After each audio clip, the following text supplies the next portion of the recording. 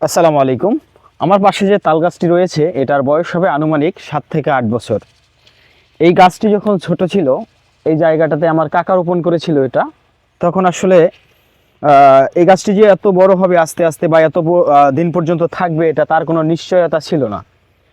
তো একেবারেই রাস্তার ধারে এখন কিন্তু গাছটা মোটামুটি তার যে বডিটা রয়েছে সেটা কিন্তু আমাকে ছুঁই ছুঁই।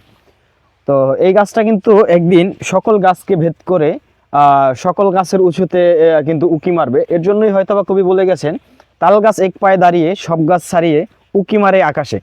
তো এই তাল গাছটাই একদিন বিশাল দৈত্যাকার রূপ ধারণ করে কিন্তু আসলে সব গাছ ভেদ করে ও ঠিকই আকাশে উকি মারবে।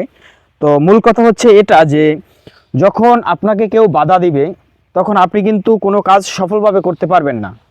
গ্রামের সহজ সরল মানুষগুলো যখন চলাফেরা করে তারা কিন্তু কোনো কিছুর ক্ষতি করতে চায় না। তো এই গাছটা যখন ছোট ছিল ও কিন্তু আস্তে আস্তে কোনো বাধা না পেয়ে কিন্তু এই পর্যন্ত বেড়ে উঠেছে।